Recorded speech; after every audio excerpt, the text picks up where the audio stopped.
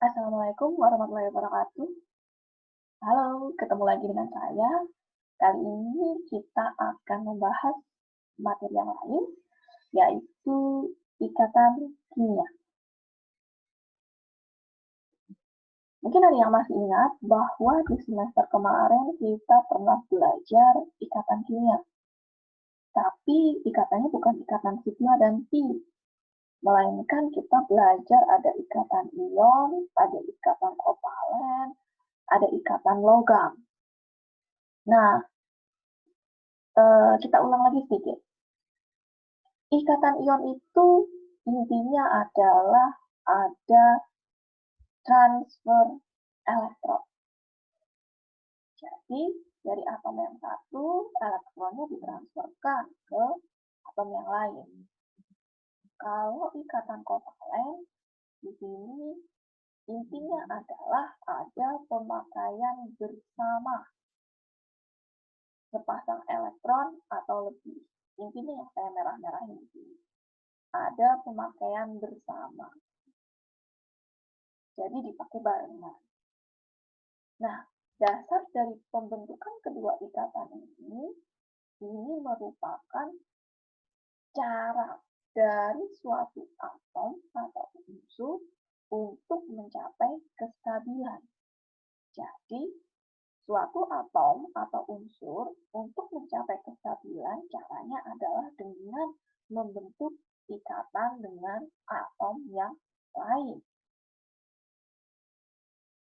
Nah, untuk mencapai kestabilan, yang dikatakan stabil adalah konfigurasi dari atom tersebut sesuai dengan konfigurasi dari gas mulia. Ya, di pertemuan kemarin kita udah belajar mengenai konfigurasi elektron. Nah, sekarang coba diingat-ingat lagi, konfigurasinya gas mulia itu kayak gimana? Ini ya, konfigurasi dari gas mulia ada helium, neon, argon, krypton, xenon, dan radon.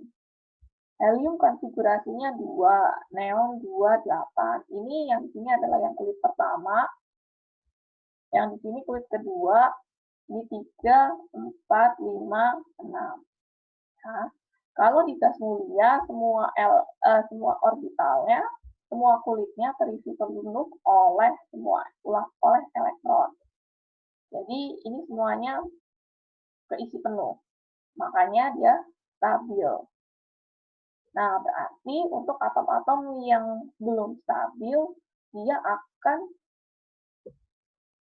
mencapai kestabilan dengan bisa pemakaian bersama, bisa transfer elektron.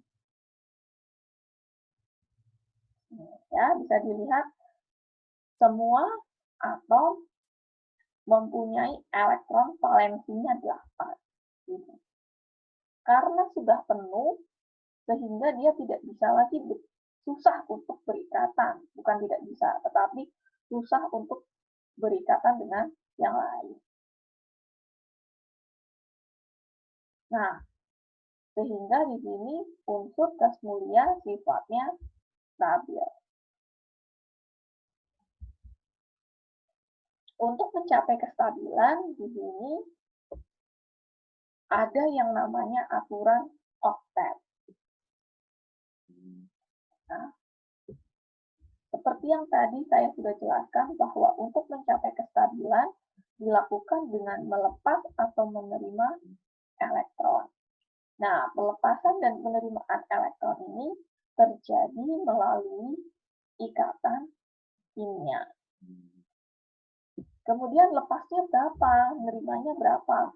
Nah, ini berapa elektron yang dilepas dan berapa yang diterima, itu harus sesuai dengan aturan oktet. Ini, ya. Aturan oktet ini maksudnya di sini adalah, di sini kan elektron valensinya 8, jadi mengikuti gas mulia, yaitu biar elektron valensinya jadi 8. Nah, selain dari yang 1, 2, 3, 4, 5, selain dari 5 ini, ada helium. Helium itu maksimalnya cuma 2. Jadi, kalau yang ini mengikuti aturan duplet, karena 2. Kalau yang lainnya, oktet, karena 8 elektron valensinya. Contohnya, gini. H. Kemarin kita sudah belajar, H itu elektron valensinya berapa? Elektron valensi sama dengan jumlah posisi golongan di dalam SPU. Atom H di sini, kalau dilihat di SPU, ada di golongan 1A. Berarti elektron valensinya 1. Untuk mencapai aturan duplet, biar elektron valensinya 2, berarti H membutuhkan 1 elektron lagi. Kalau C, kemarin C ada di golongan 4A. Berarti elektron valensinya 4. Untuk mencapai kestabilan, berarti mengikuti aturan oktet. Biar elektron valensinya jadi 8. Berarti dia kurang 4 elektron lagi.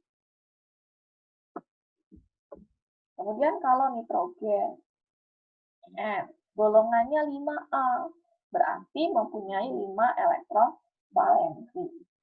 Kalau sudah ada 5 biar jadi 8, berarti kurang 3 elektron. Berarti kurang 3. Nah, kemudian coba yang O, F, Cl, Br, dan I. Kira-kira untuk mencapai kestabilan, dia harus menerima berapa elektron lagi? Ya, jadi selain atom hidrogen dan helium, itu mengikuti aturan oktet. Kalau hidrogen dan helium, aturannya duplet.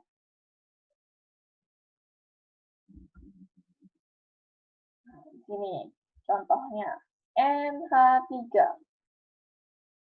N itu tadi punya elektron valensi 5.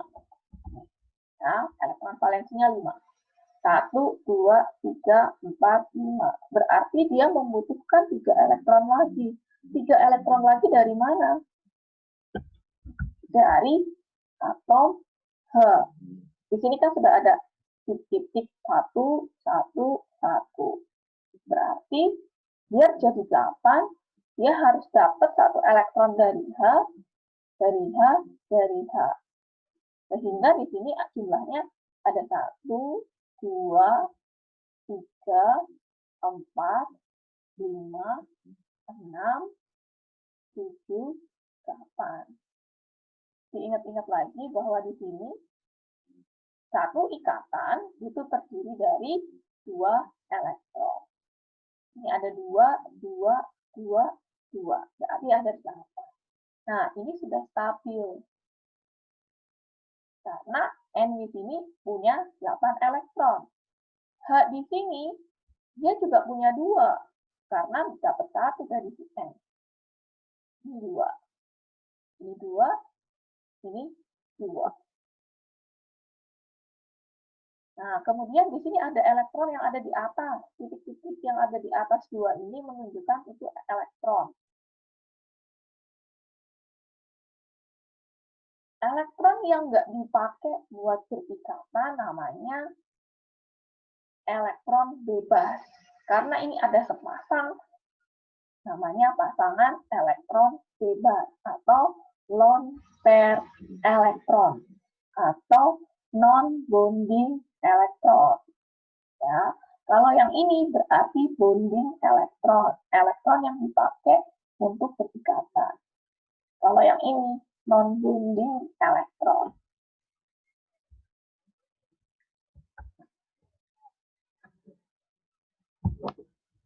Ikatan sigma sama ikatan pi itu adanya di ikatan kovalen. Kalau kemarin Kalian sudah belajar hanya ikatan kovalen saja. Nah, sekarang dari ikatan kovalen lagi itu sebenarnya ada ikatan sigma dan ikatan pi. Ya. Nah, ikatan sigma dan ikatan pi yang gimana? Nanti kita bahas lagi. Untuk mempelajari ikatan kovalen sebenarnya ada dua teori, cuman di sini saya hanya menyampaikan satu, yaitu teori ikatan valensi. Teori ikatan valensi menyebutkan bahwa ikatan kovalen itu terbentuk ketika ada dua atom yang saling berdekatan dan kemudian saling tumpang tindih. Nah, tumpang tindih ini bisa disebut juga sebagai overlap. Ya.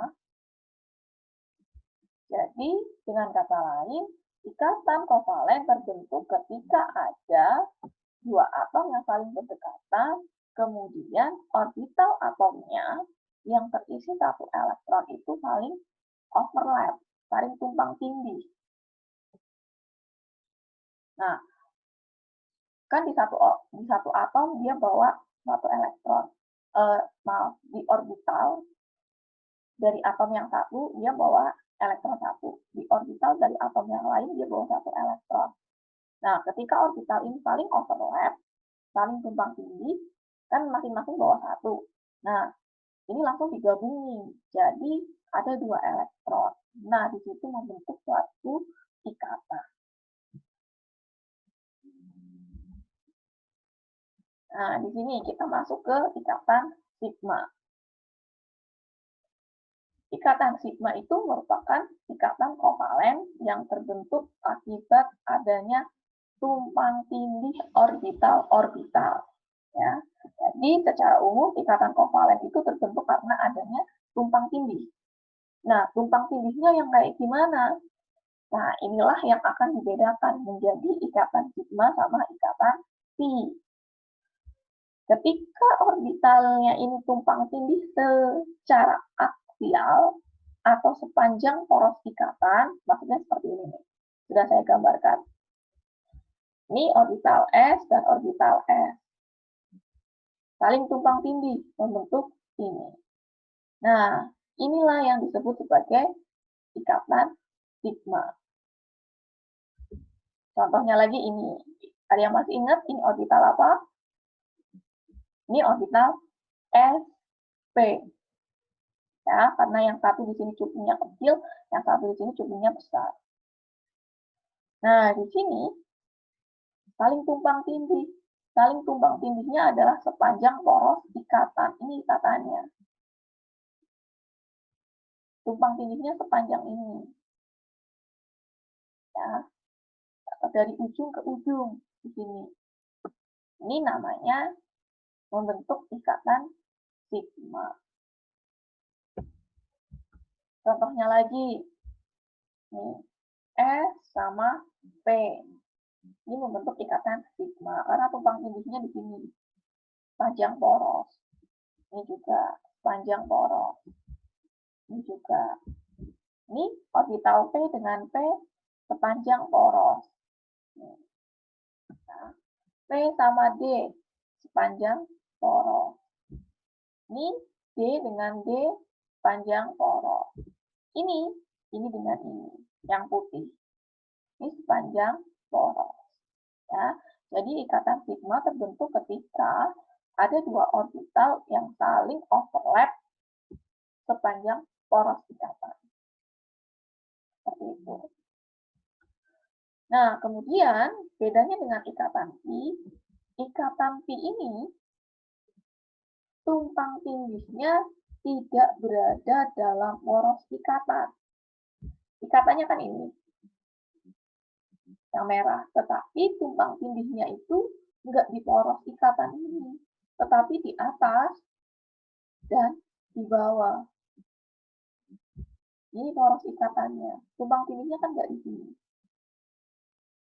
Ya, kalau ikatan sigma, tumpang tindihnya di sini. Nih. Ini ikatan sigma. Pas di poros ikatannya. Kalau ikatan pi, tumpang tindihnya tidak di poros ikatan. Tetapi di sini. Dan di sini. Ya, ciri-cirinya adalah orbitalnya itu saling bersisian atau sejajar. Ini kan sejajar, ini sejajar. Nah, hasilnya ketika dia tumpang tindih membentuk awan elektronnya itu ada di atas dan ada di bawah. Padahal ini sebenarnya ikatannya satu, cuma elektronnya yang tersebar di atas dan di bawah. Seperti itu. Ya. Nah, ini bedanya lagi. Nah, ini ikatan pi karena dia sejajar dan overlapnya ada di sini dengan di sini, tidak di poros ikatan yang ada di sini. Tapi kalau ini, walaupun sama-sama orbital P, tapi karena overlapnya ada di poros, sehingga dia membentuk ikatan sigma, bukan pi. Nah, kita kembali lagi di sini, diingat-ingat lagi. Kemarin kita sudah belajar di bagian hibridisasi. Ini. Kemarin pada etena. Hibridisasi di sini apa? Ya, di sini sp2 karena dia punya ikatan rangkap 2. Yang di sini juga sp2. Nah, berarti ada 3 orbital sp2 di sini, di sini, di sini. Ya, yang ini juga sama, ada 3. Ini, ini, ini. Nah, orbital sp2 ini overlap dengan orbital s dari H. Overlapnya sepanjang sumbu, sepanjang poros ikatan. Jadi ini membentuk ikatan sigma. Ini juga ikatan sigma. Ini ikatan sigma, ini ikatan sigma. Nah, kalau yang ini kan sp2, ini sp2. Karena overlapnya ada di sepanjang sumbu atau sepanjang poros ikatan, makanya dia membentuk ikatan sigma. Nah, di sini di sp2 ada satu lagi orbital yang tidak terhibridisasi, yaitu orbital P ini, yang warnanya ungu. Nah, orbital P ini letaknya sejajar, dan ini saling overlap. Overlap ini membentuk ikatan pi. Nah, jadi di sini yang warnanya kuning membentuk ikatan sigma. Yang warnanya ungu membentuk ikatan pi. Seperti itu. Sudah jelas ya? Nah, ini rangkumannya. Ikatan tunggal berarti hanya terdiri dari satu ikatan sigma. Ikatan rangkap 2. Dan ini ikatan rangkap 2. Ini 1, ini 1. Walaupun awannya ada di atas dan di bawah. Tapi ikatan rangkap 2 ada satu ikatan sigma dan satu ikatan pi. Kalau ikatan rangkap 3 ada satu ikatan sigma dan 2 ikatan pi. Kenapa ini bisa jadi 1 dan 2 ikatan pi-nya?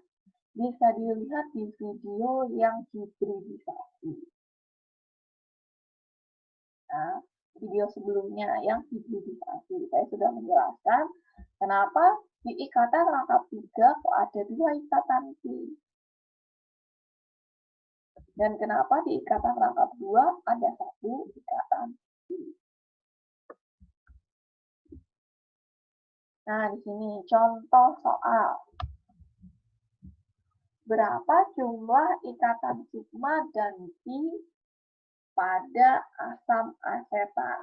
Asam asetat rumusnya CH3COOH. Ikatan sigma berarti yang ada di ikatan tunggal. Nih, ada 1, 2, 3, 4, 5, 6. Ada 6. Kemudian jangan lupa, di sini ada ikatan rangkap 2. Ikatan rangkap 2 terdiri dari 1 ikatan sigma dan 1 ikatan pi. Berarti ikatan sigma di sini yang saya tandain merah ada 6 plus 1 dari ikatan rangkap ini. Jadi total ikatan sigmanya ada 7 dan ikatan pi-nya ada 1.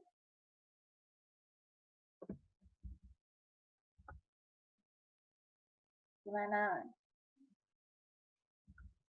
Kalau ada pertanyaan, bisa kita diskusikan bersama-sama di dalam forum diskusi. Terima kasih, sampai ketemu lagi di video selanjutnya. Wassalamualaikum warahmatullahi wabarakatuh.